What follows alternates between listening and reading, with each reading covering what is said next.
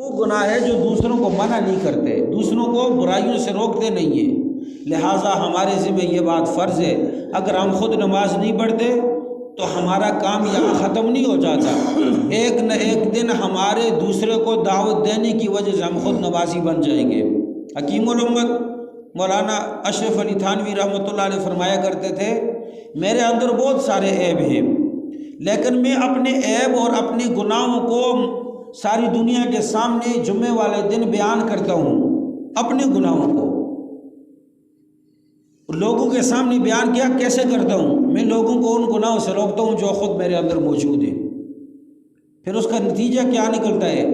چند دن کے بعد میرا دل مجبور ہو جاتا ہے کہ آپ خود ان گناہوں کے اندر مصروف ہیں جن گناہوں میں آپ دوسروں کو گناہوں سے منع کرتے ہیں۔ اس بات نے مجھے کھایا اور چند دنوں کے بعد میری عادت ٹھیک ہوگی، جو عیب میرے اندر تھے وہ خود بخود ختم ہو گئے۔ اگر آپ نماز نہیں پڑھتے اس کا یہ مطلب نہیں کہ دوسروں کو دعوت نہ دیں، دوسروں کو دعوت دیں، خود بار بار دعوت دیں۔ ایک دن ایسا آئے گا کہ دوسروں کو دعوت دینے کی وجہ سے آپ خود نمازی بن جائیں گے۔ تو بہرحال کوئی شخص اگر بے عمل ہو، خود عمل نہ کرتا ہو، سوال یہ ہے کہ وہ دوسرے کو نیک عمل کی واعظ اور نصیحت کر سکتا ہے یا نہیں؟ تو علماء نے فرمایا بالکل کر سکتا ہے۔ اس آیت میں اس بات سے نہیں روکا کہ خود بے عمل ہو دوسروں کو اچھے عمل کی دعوت نہ دو، اس بات سے منع نہیں کیا، بلکہ حکم دیا ہے کہ ایسے کام کو بار بار کرو تاکہ دوسرے کو بتانے کی وجہ سے آپ کے اندر کا عیب خود بخود ختم ہو جائے گا۔ لہٰذا لوگوں کے پاس یہ بہانہ نہیں ہے۔ مثال کے طور پر بہت سارے لوگ ہیں وہ روزہ نہیں رکھتے۔ بھائی روزہ کیوں نہیں رکھتے؟ یار روزہ رکھیں گے تو ہمیں نماز کی پابندی کرنی پڑے گی، ہم نماز نہیں پڑھتے تو روزے کا کیا فائدہ؟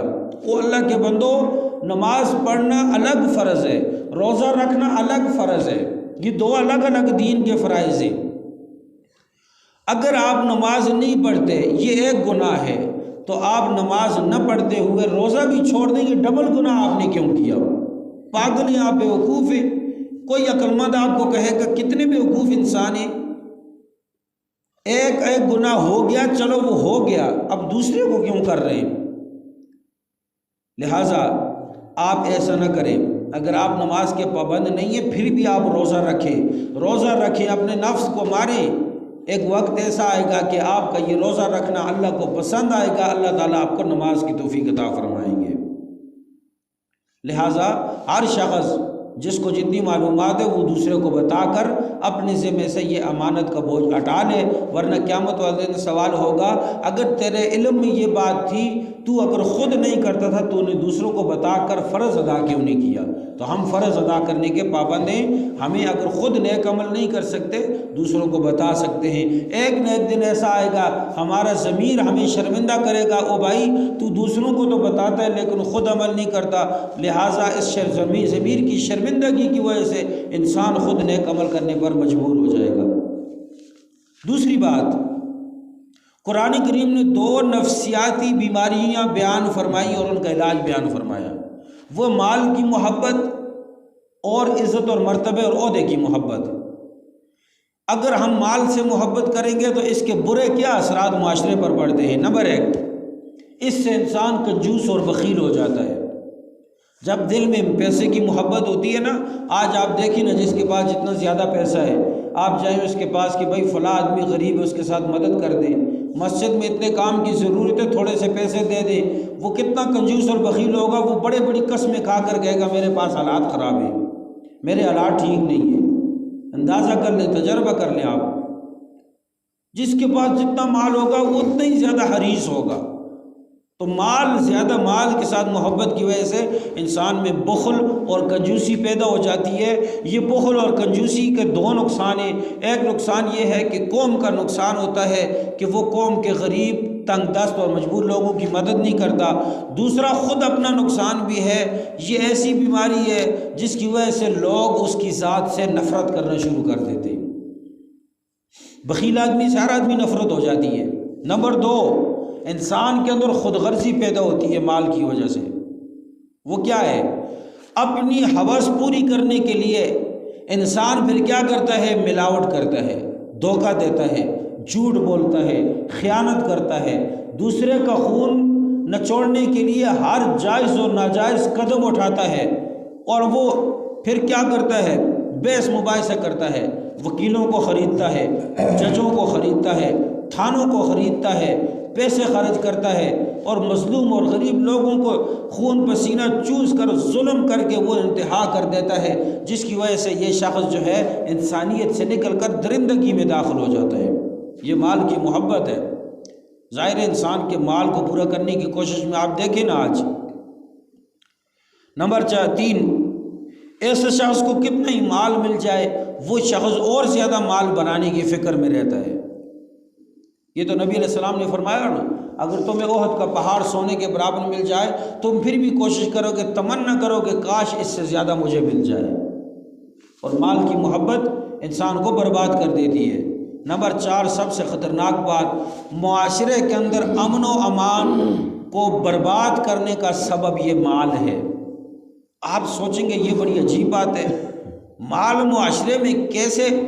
وہ بھائی مال نہیں، مال کی محبت۔ مال کی محبت معاشرے کو برباد کر دیتی ہے۔ کیسے؟ آپ دیکھیں دنیا میں شروع سے لے کر آج تک جتنی بھی لڑائیاں، جتنے فساد زمین پر ہوتے ہیں، یہ سرمایہ دار لوگ کر رہے ہیں، مالدار لوگ کر رہے ہیں۔ جو مال جائیداد کے، مال کے، دولت کے، عہدے کے مالک ہیں، ان کے ہاتھوں سے یہ بربادیاں ہو رہی ہیں۔ وہ اپنی دولت کے نشے میں، اپنے عہدے کے نشے میں، اپنی طاقت کے نشے میں معاشرے کے اندر فساد پیدا کرتے ہیں۔ آپ دیکھیں نا، وہ شراب کھلے عام پی رہا ہے، بڑی ٹوٹی گاڑیوں میں بیٹھا ہوا ہے، اس کے ساتھ چار وہ باڈی گارڈ پھر رہے ہیں، جہاں چاہتا ہے جس کو نکل کر تھپڑ مار دیتا ہے، جہاں چاہتا ہے قانون توڑ دیتا ہے۔ کیوں؟ اس کے پاس تو دولت ہے، اس کے پاس عہدہ ہے، طاقت ہے، وہ کسی سے نہیں ڈرتا، نہ تھانے سے ڈرتا ہے۔ اسے پتہ ہے تھانے میں جاؤں گا فوراً پیسے کھلا کر، رشوت کھلا کر واپس آ جاؤں گا۔ تو یہ جتنے بھی لوگ ہیں سرمایہ دار لوگ، یہ زمین کے اندر مال کی محبت میں گرفتار ہو کر فتنے اور فساد کی راہ ذریعہ بن جاتے ہیں۔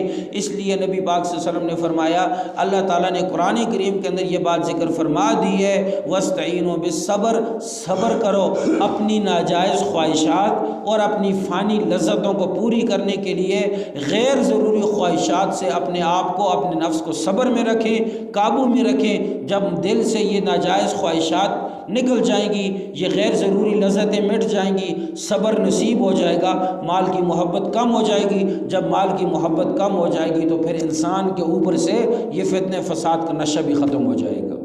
دوسری چیز نماز بیان فرمائی، انسان کی روح کو پاک کرنے والی چیز نماز ہے۔ نماز کے اندر عاجزی ہوتی ہے، عاجزی تکبر کی ضد ہے، لہٰذا انسان کے اندر سے تکبر اور غرور تب ختم ہوگا جب انسان اپنے جسم کو، اپنے سر کو رب کی بارگاہ میں جھکائے گا۔ یہ وہ دو عظیم بیماریاں ہیں، جن دو بیماریوں کا علاج رب نے دو عظیم نسخوں کے ساتھ فرمایا۔ صبر اور نماز کے ذریعے سے ہم بہت سارے اپنے مسائل ٹھیک کر سکتے ہیں۔ اللہ تعالیٰ ہمیں سمجھ نصیب فرمائے، ہمیں بصیرت نصیب فرمائے، ہم نے عقل کامل، فہم و فراست عطا فرمائے، ہمیں ہر نیکی کا کام دوسروں کو کرنے کا حکم دے کر خود بھی اپنی زندگی میں لانے کی توفیق عطا فرمائے۔ وآخر دعوانا ان الحمدللہ رب العالمین، آمین۔ اللہم صلی